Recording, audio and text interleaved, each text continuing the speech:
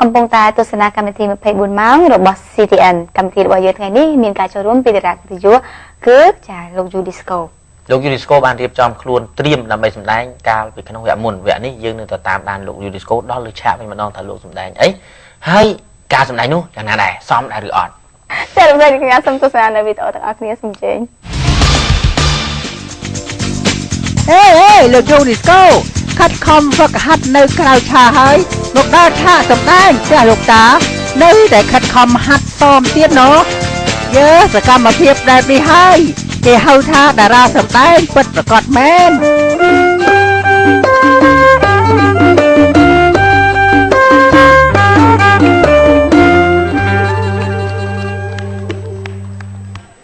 ចាសូមស្វាគមន៍សាជាថ្មីនៃកម្មវិធីផ្ទះលោកតាបាទនៅក្នុងវគ្គនេះគឺដូចខ្ញុំម្ចាស់ផ្ទះបានសន្យាអញ្ចឹងគឺថាត្រូវតែមាន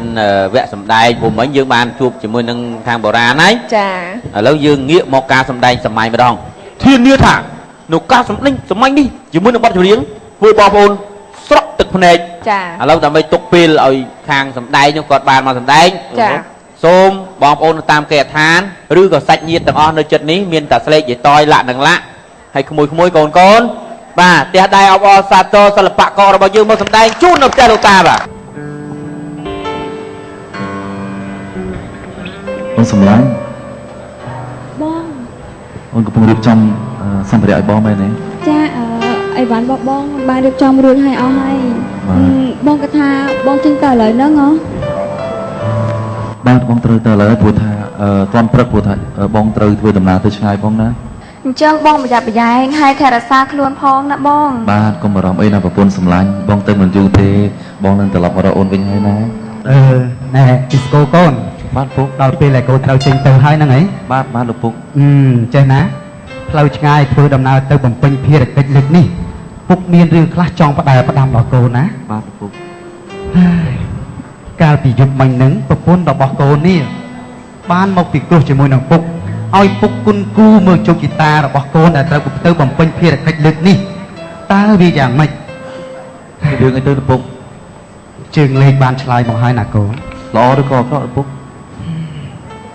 ការពិតទៅកូនទៅបំពេញភារកិច្ចលើកនេះគឺមានគ្រោះធំណាស់ណាកូនគ្រោះធំអញ្ចឹងពុកសូមផ្ដាំឲ្យកូនចងចាំនៅក្នុងចិត្តនិងអនុវត្តណាកូន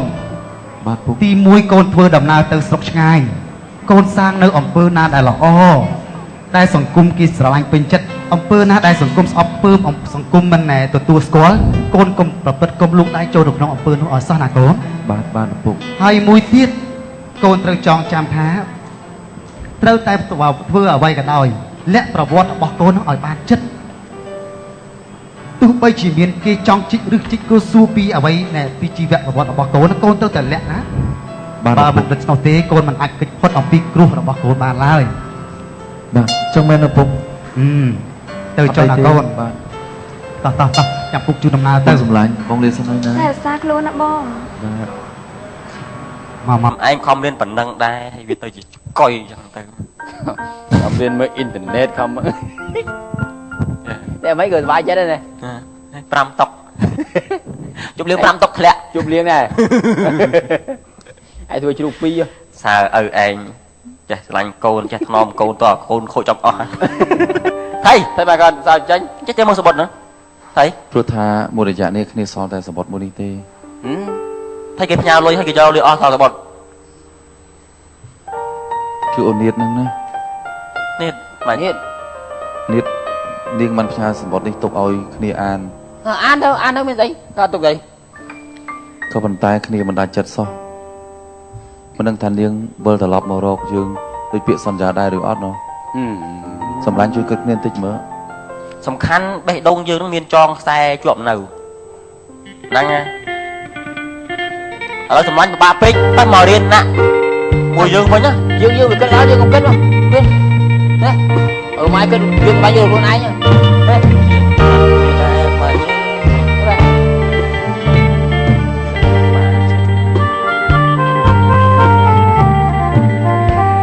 មហាសង្ក្រាន្តច្រើនឆ្នាំមួយទៅទ្រូងសែនមកសៅនឹកព្រួយក្រែងពៅឆាប់ភ្លេចរឿងតា បាត់ដំបងចងក្រង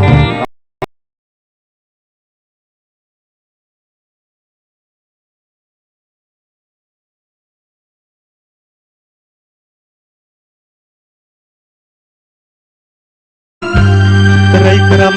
អូនស្លាប់នៅក្នុងដបបងលាកាត់នួនល្អងបងទុកត្រកភ្នំ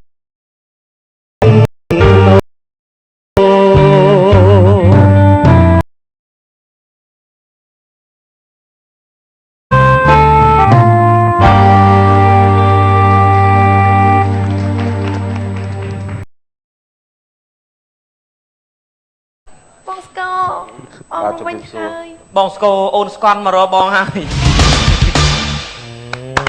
ចាសំឬមិនសំពិតជាសំណាស់ បាទប្រកាសដែរណាហើយតែប៉ុន្តែមានសាច់រឿងច្រើនទៀតណាសិនណា ចា តែក្រុមការងាររបស់យើងថាច្បាច់យកប៉ុណ្ណឹងខ្ញុំមកដាក់ជូនបងប្អូនដើម្បីទស្សនាបើកាលណាយើងយកសាច់រឿងរបស់លោកយូឌីស្កូទាំងអស់ខ្ញុំមកដាក់តែម្ដងគឺយើង 1 លានប៊ីស រសជាតិច្រើន ចាគឺថាបងលោកអ្នកទទួលស្គាល់ថាបងគឺជាតារាដែលមានពហុទេពកោសល្យច្រៀង ពហុនឹងបងប្អូនប្រហុក ច្រៀងរាំសម្ដែងដើមម៉ូដបងចាធ្វើពិធីករក៏បានដែរ បាទក្នុងករណីបទចម្រៀងដូចបាញ់មិញអីវិញបើសិនជាថាគេថាតម្រូវឲ្យលោកយូឌីស្កូយំថាយំចេញ បើនិយាយទៅការសម្ដែងរបស់យើងដាក់អារម្មណ៍ទៅតាមបទចម្រៀងហើយនេះជាលើកទី1សម្រាប់ខ្ញុំដែលខ្ញុំគេច្រៀងខ្ញុំសម្ដែងផ្ទាល់ជាមួយនឹងតារាចម្រៀងហើយនៅក្នុងវេទិកាមួយតែម្ដងពីច្រើនជាង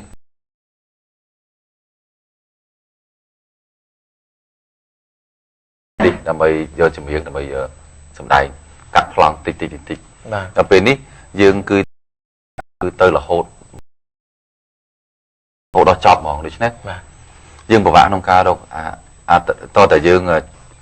reflect ទៅក្នុងអត្ថន័យចម្រៀងនោះដែរបើយើងអត់ចេះអត្ថន័យចម្រៀងហ្នឹងក៏យើងមិនដឹងថាសម្ដែងតែមិនដែរ ចង់ឲ្យលោកយូឌីស្កូសាកសម្ដែងយំបន្តិចមើលណានេះក្នុងឆាកផ្ទាល់របស់យើងអាចចេញខ្ញុំជាអ្នកច្រៀងគោយំហ៎បាទគឺច្រើនបងប្អូនអត់ដែលឃើញខ្ញុំយំក្នុងសាច់រឿងទេបាទចឹងអាចជាតួអង្គកាចតួអង្គហើយដែលជាអ្នកថានៅខលខូចចឹងណាប៉ុន្តែនិយាយទៅបករឿងហ្នឹងតិចស្ដាយដែរតួ CTN ដោយសារតែខ្ញុំទៅមកពេញបេសកកម្មនៅប្រទេសបារាំងណាចាក៏បីខ្ញុំបានសម្ដែងក្នុង CTN ណាបាទក្នុងរឿង CTN ណាបាទគួរសោកឥឡូវក៏និយាយបន្លប់ឥឡូវនិយាយរឿងយំនេះ តែរឿងសោកស្ដាយវាចូលដល់រឿងហ្នឹងពួកមិញខ្ញុំពេលដែលបងសូត្រកំណាព្យតាំងចំណុចដែលបងបរិយាយពីការឪពុកគាត់បានចែកឋានទៅគាត់ពួតអង្គចាបើគាត់ទៅតែស្លាប់ថ្មីដែរមែនទេបង2 ឆ្នាំបាទឥឡូវខ្ញុំច្រៀងមួយបទដើម្បីលោកយូឌីស្កូយំចម្រៀងមរណៈចាអូនឲ្យរាប់បងអ្នកច្រៀងលោកយូឌីស្កូអ្នកសម្ដែងយំ1 2 3សោយមែន1 2 3 action លងខែកហាច់លោកអើយទួញសោកត្រនោះអើយស្ដាយរូបសំភ័ងស្ដាយឈ្មោះជីវាអើយភ្លេង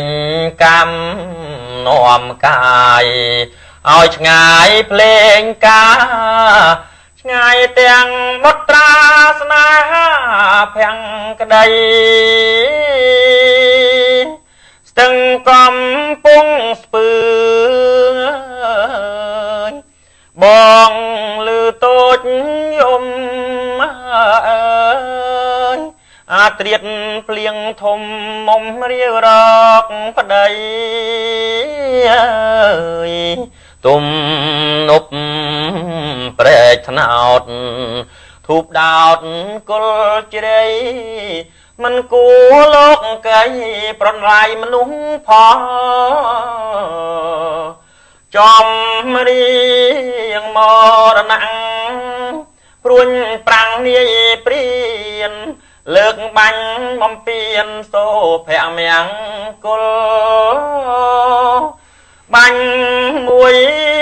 ទុកមួយឲ្យព្រួយសោកស ឡើងអំពុលស្គាល់តែទឹកភ្នែកញ៉ើយរៀបការកំសត់នៅនៅបាត់ដំបងអើយឥឡូវបងកងជីវិតបាំងបែកញ៉ើយនេះគឺរឿងខ្ញុំត្រនំទឹកភ្នែកយំប្រាប់ជើងមេឃរំលែកទុកផងអើយយំបានសម្រាប់ អរគុណច្រើនបាទអូយចានេះគឺជាទេពកោសល្យចូលតួកំសត់សតណាខ្ញុំជាងលែងចឹងណា ខ្ញុំចេះកសែងមកអញតិចមើល ចងកអី តែខ្ញុំមិនណិតបងខ្ញុំសុំជួយទឹកភ្នែកឲ្យថែមទៀត បងជូតបោកឲ្យខ្ញុំផង ចាខ្ញុំទុកមក ធម្មតាមិត្តភក្តិ តាមពិតបាទនិយាយទៅខ្ញុំក៏ចូលចិត្តដើរតួជាតួអង្គរបៀបដូចថាសកលសង្គមដែរក៏ប៉ុន្តែធ្វើម៉េចអ្នកដឹកនាំវិចារតម្រូវឲ្យខ្ញុំតែជាគាត់មើលឃើញទៅថា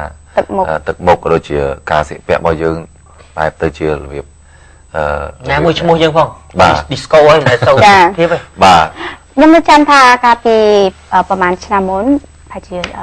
ជាង10ឆ្នាំនៅពេលខ្ញុំរៀននៅវិទ្យាល័យមានបទចម្រៀងមួយដែលល្បីទេសចរកន្លងចាឃើញតែការបងចេញមករស់រវើកលោកអ្នកជាពិសេសខាងនារីគាត់ណាឃើញបងរំអញ្ចឹងចង់ជួបបងកពុបហ្មង ស្រឡាញ់ងង កពុបបេះដូង តែមិនយុគ3 4 10ហ្នឹងយកស្រឡាញ់បងយូ disco អីហ្នឹងពេលហ្នឹងកាលហ្នឹងខ្ញុំមិនទាន់ចេញមុខមកណា ចាបងអត់ទាន់មុខមកមានអីទៅលើខ្ញុំ ខ្ញុំថាលើស្រឡាញ់មកឯងវិញ ហ្នឹងហើយបាទដូច្នេះយើងខ្ញុំសូមការខន្តីអភ័យទោសផងឥឡូវយើងសូមពេលសម្រាប់ផ្អាកដើម្បីរៀបចំកម្មវិធីបន្តទៀតគឺថាកម្មវិធីដែរប៉ុន្តែវគ្គបន្តទៀតដូច្នេះកម្មវិធីយើងនៅពេលនេះ24ម៉ោងសូមសម្រាប់មួយផ្លែសិន